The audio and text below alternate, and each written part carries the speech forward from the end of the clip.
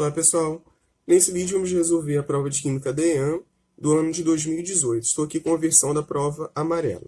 Então as questões de Química da prova amarela começam na número 36, que diz assim: com relação à Química, coloque V ou F, né? V para verdadeiro, F para falso, nas questões a seguir. Então a primeira afirmativa é a seguinte: compostos moleculares são formados por meio de ligações metálicas. Sabemos que as ligações metálicas, elas são resultado de uma interação de metais com metais.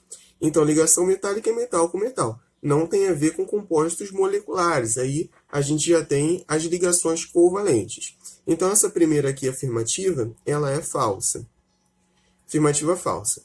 Com isso, a gente já consegue cortar aqui, ó, a letra B, a letra D e a letra E.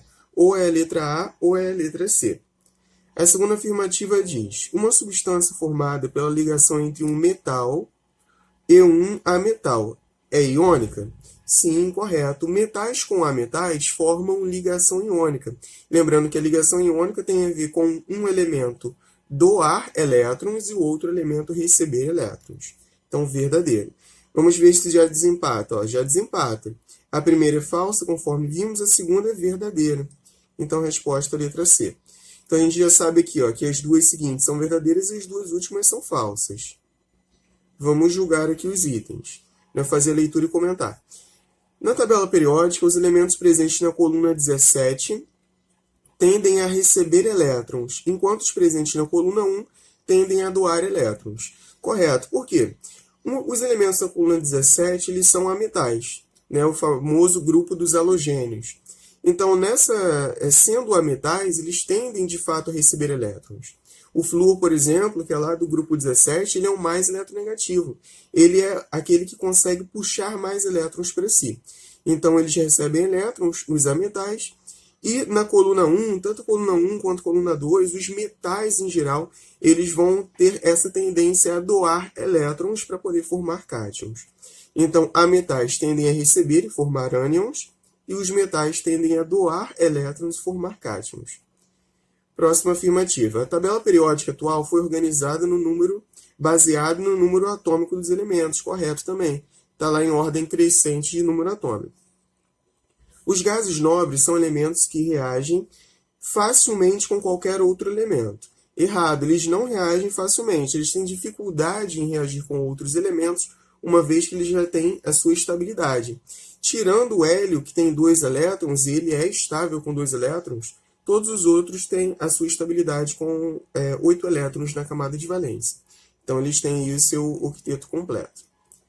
O elemento X, aí aqui é X menos, e um elemento Y mais 2, formarão um composto iônico X2Y. Vamos observar se é realmente isso. Ó. Um elemento X menos e um elemento Y mais 2 formarão um composto iônico X2Y. O que a gente tem aqui? Ó? O X ele tem carga de menos 1.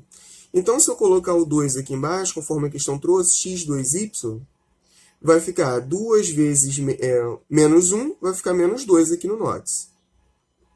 Com o mais 2 daqui deu 0. Então, é um composto que, de fato, estabilizou.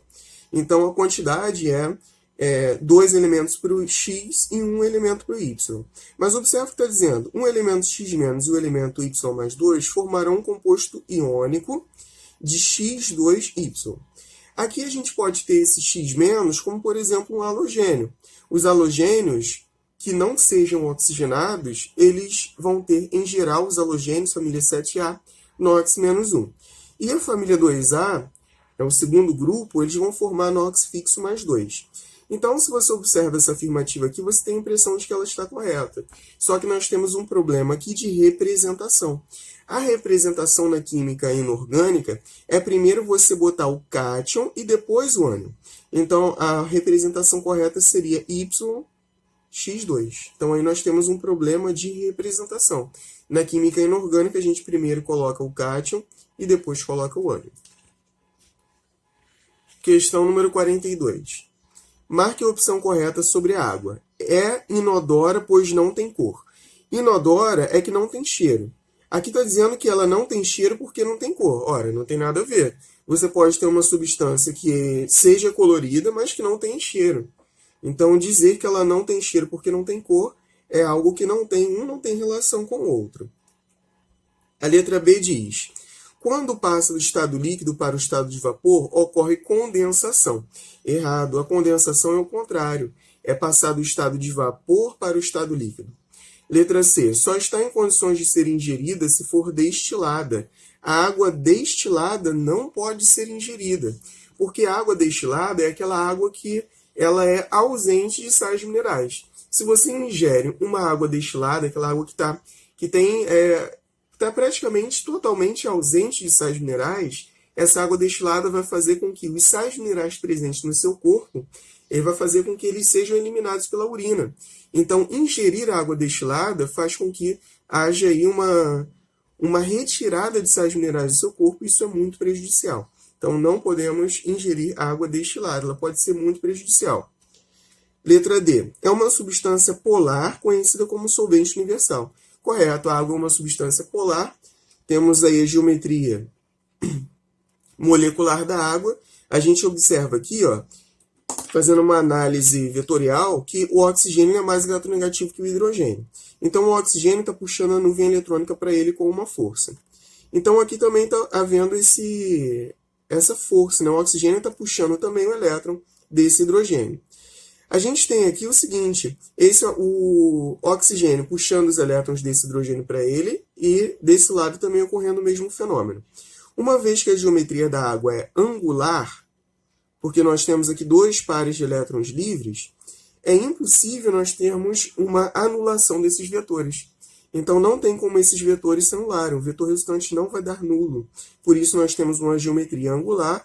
Como consequência, a molécula é polar. A água, então, é polar e ela é conhecida como solvente universal. Não porque ela dissolve tudo, mas porque grande parte dos compostos encontrados na natureza vão ter certa solubilidade na água. Letra E. A água que brota das fontes do subsolo chama-se água potável. A água potável é aquela própria para consumo, né? Depois que houve um tratamento ou depois que houve uma análise química, uma análise, por exemplo, de cultura, né, e na microbiologia, e diz que aquela água está própria para consumo. Você pode ter uma água do subsolo e que ela não esteja própria para consumo. Então, essa última aqui está errada. Número 44. Nós temos aqui, ó, analise as propriedades do ar atmosférico relacionadas a seguir. Nós temos algumas propriedades e aqui o nome a que se refere a essa propriedade.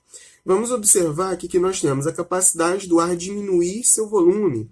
Ou seja, eu tenho, por exemplo, um botijão de gás e ali nós temos uma quantidade de gás que teve seu volume reduzido para caber ali dentro do botijão de gás. Então, nós temos, como consequência dessa contração de ar, nós temos um aumento de pressão. Então, a capacidade do ar diminuir o seu volume é a chamada compressibilidade, né? A propriedade dele ser comprimido. Então, vamos ver aqui, ó, a letra A, compressibilidade, a letra B, ponderabilidade, não, elasticidade, não, impenetrabilidade, não, divisibilidade, não. Então, já sabemos aqui que é a letra A. A segunda, capacidade do ar retornar ao seu estado natural após uma compressão. Então, você comprimiu esse gás, depois você aliviou a pressão e ele voltou ao seu estado natural. Então, esse retorno ao estado natural tem a ver com elasticidade. Você não comprime o gás, ele fica ali comprimido. Você comprimiu o gás, se você aliviar a pressão, ele vai voltar ao estado natural. Força por unidade de área que o ar exerce sobre tudo. Essa é a pressão. Não é o conceito de pressão? É a força sobre a unidade de área. Então, justamente, conceito de pressão. E aqui nós temos capacidade de aumentar seu volume ocupando todo o espaço. É a expansibilidade. Tá bom? Um conceito bem tranquilo também. O ar ele tende a ocupar o espaço, todo o volume do espaço dele. Ou seja, ele tem essa capacidade de se expandir. É a expansibilidade. Questão número 46. Assinale a opção que apresenta uma mistura que é sempre homogênea, então está pedindo mistura homogênea, aquela que eu vou observar uma fase só, e pede um método de separação. Água e óleo, a gente já corta. Água e óleo, a gente vai observar duas fases, é heterogêneo. Água e álcool, correto. Nós temos uma mistura homogênea. Só que observa que a questão pediu aqui, ó, que seja sempre homogênea. Por que a questão falou isso? Porque na letra C a gente tem água e sal. Água e sal, dependendo da quantidade de sal que eu colocar, vai ser homogênea. Se eu botar uma pitadinha de sal num copo grande de água, vai misturar. Vai ser homogênea. Só que é sempre homogênea? Não. Porque se eu botar uma quantidade muito grande de sal, eu vou observar que vai chegar uma hora que o sal não vai mais conseguir se dissolver na água e ele vai para o fundo do copo, fazendo com que haja ali duas fases. Então, como pediu sempre homogênea, água e sal não é sempre homogênea, não. Ferro e areia, não. Água e areia também não. A gente observa ali duas ou mais fases. Só em saber isso, só em ter percebido que é sempre homogênea, você já sabe que é a letra B. E o método de separação, por exemplo, da água e do álcool é a destilação. Então, como nós temos aí duas substâncias no estado líquido, água e álcool, o ideal seria uma destilação fracionada. Questão número 47. Quando se mistura uma pequena quantidade de cloreto de sódio, que é o sal de cozinha, a água, tem-se a impressão de que o sal desaparece. Esse tipo de mistura na qual uma substância se dissolve em outra é denominada suspensão. Na suspensão você tem partículas maiores dispersas no solvente.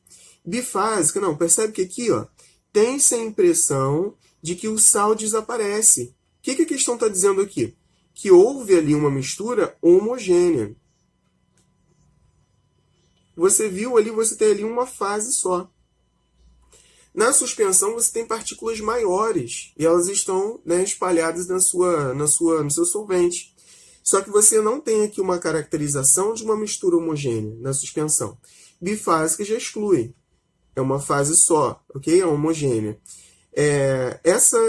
Esse tipo de mistura na qual se dissolve em outra, o soluto se dissolve em outra, é denominada destilada. Não, destilada tem a ver com o processo de separação.